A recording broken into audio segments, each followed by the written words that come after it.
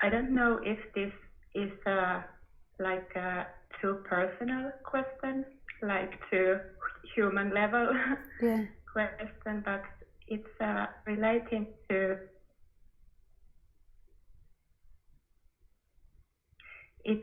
it's related to a challenge occurring in my life right now. Yeah. And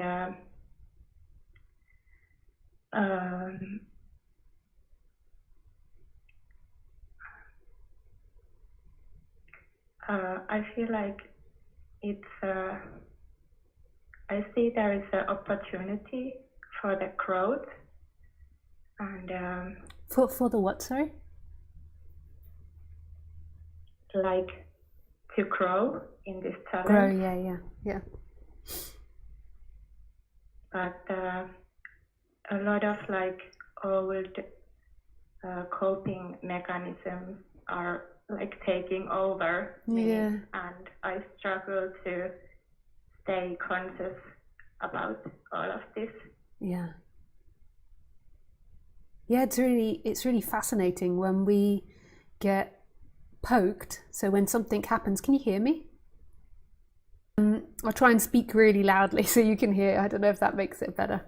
But yeah, it's really challenging. So when life pokes you, when life challenges you, which life does this, it's like growth and destruction. So it flutters between these two polarities. There's always the opportunity to expand and grow.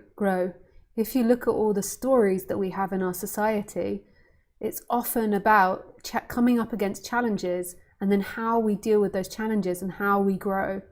So there's always the opportunity. And so because you're involved in this subject, it's most probably the growth is not only about material objects and what you learn from the challenge, but also growing internally. So your thoughts and your ideas expanding.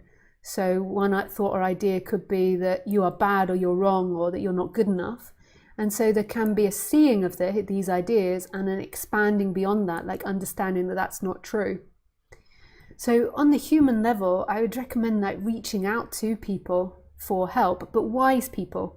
So people that have the people that have explored themselves and explored psychology or relationships or how to interact. So reach out to people to get wise perspective. Because sometimes when the mind is really strong and your old ideas are being triggered, it's really hard to navigate through it, because say if you feel not good enough, then that clouds your judgment of how to make a decision. So if you can, reach out and take in other people's point of view that you perceive as wise, that you perceive as having expanded it to a certain amount. So on the human level, I'd advise that. But from the perspective of non-duality, like looking and seeing that in this experience, even when you're immensely suffering and there's lots of challenge and there's lots of heartache, there is still consciousness. Consciousness is never lost, and this is your refuge. But this is the place of rest. Like life is always going to go up and down. I'm not saying deny your personal experience or bypass it. Like go and speak to wise people, use emotional release techniques and meditations. But from a non-duality perspective, consciousness, equal amount of consciousness is still here when you're in hell as to when you're in heaven. And this is always your refuge. There is something now watching the experience. And there is this sense of being, even when there is immense pain and discomfort and suffering. There's still consciousness there. It never left. It's never going to abandon you. The person, though, is always believing that my freedom comes in feeling good, so not feeling this discomfort. My freedom comes from doing something to feel better. But actually, your true freedom is that there is something watching that now that is free. So there's something in experiencing which is totally free. I think that's the thing that I have, like that my happiness and the mental clarity is somehow dependent on this one thing that now has been taken away. Yeah. And like that's not freedom. Yeah. And like it's terribly painful. It's like a death, you know, when one thing that has been taken away, and you believe that your happiness was found in that. It's like a death. It's very painful, and there will be a part on your character level that has to mourn that and deal with that emotionally. So I would encourage you to, you know, explore those feelings that are happening in your character and the thoughts and the ideas that are happening in the character. But the why it's so bad and so uncomfortable is because of the belief that my freedom is found in that. My freedom is found in that object. And that is not true. That is bondage in non-duality terms. It's bondage to believe that freedom is in an object, because all objects come and go. So what is it in experiencing that doesn't come and go? Yeah, there is so much like self-worth like bound to this one thing. Yeah. And, yeah, incredibly painful. Yeah, I can imagine. Yeah. Yeah. I just feel like I don't know how to like how to move on with this or go through this, and I have therapy and all kind of like that kind of support, but I feel like that it's not somehow deep enough, that it stays in the mental level. Is the therapy body based? Is it somatic? So that means, do they just look at your ideas and your belief systems, or do they connect them to the body? This current therapy that I'm going through, it's quite mental.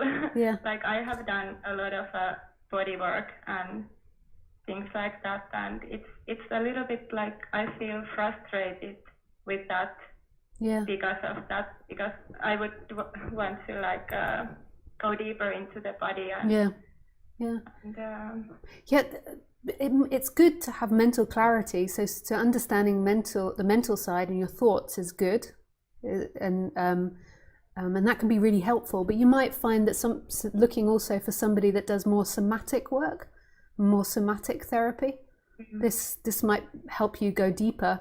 On my website, I have like recommendations of different therapists and different books and exercises about somatic therapy. So I understand that, and I think it's really great that you're reaching out on the human level. But the deepest thing is, who is watching that person that's trying to heal itself?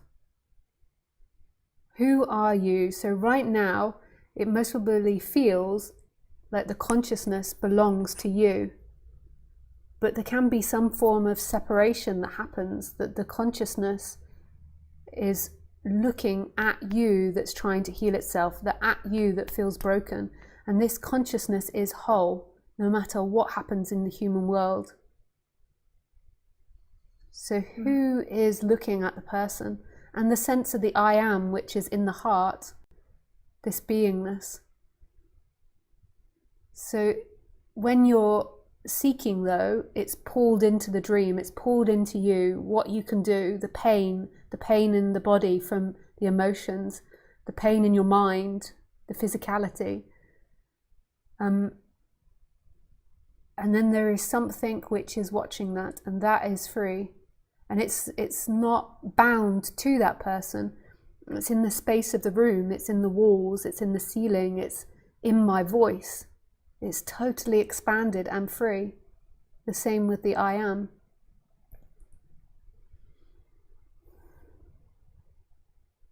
I feel that you can sense that somewhere. There's a part of you, even though there's this other part on the human level that's uncomfortable, there's a part that can sense something bigger and wider and more expansive. Like it may be hidden, but there's like a taste of it, like a knowing of that.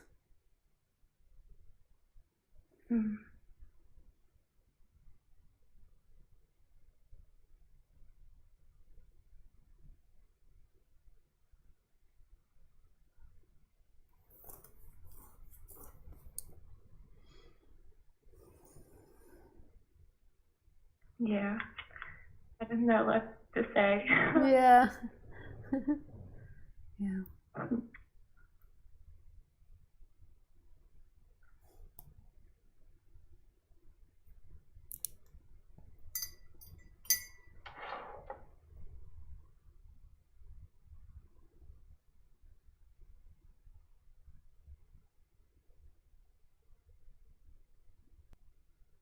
Yeah, there is just so much this unsafety, like coming up, and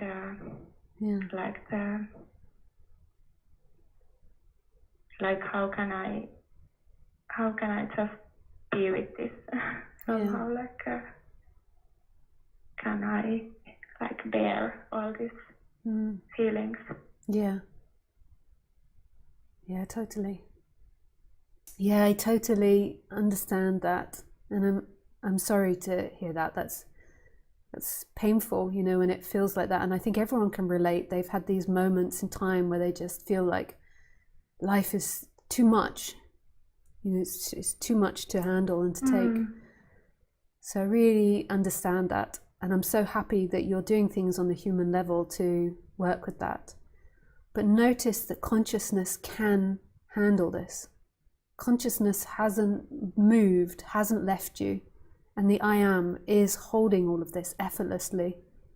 So it's the person that feels broken, it's the person that feels crumbled, the person feels that it's too much, but consciousness doesn't. It never lets you down, it never leaves you, it never abandons you. It's totally free and expanded. And right here, right now, this isn't mental. This isn't about disassociating. It's talking about something that is in experience, that's viscerally in experience right now.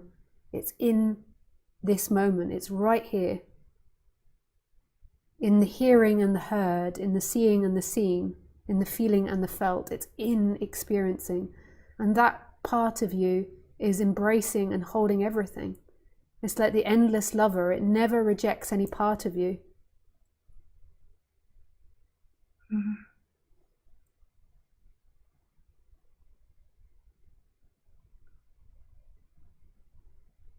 Yeah.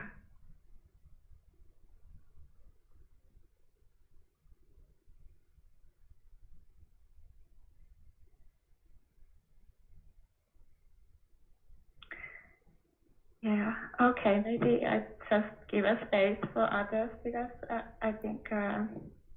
Yeah, thank you for calling in, and I wish you all the best with everything. I really do.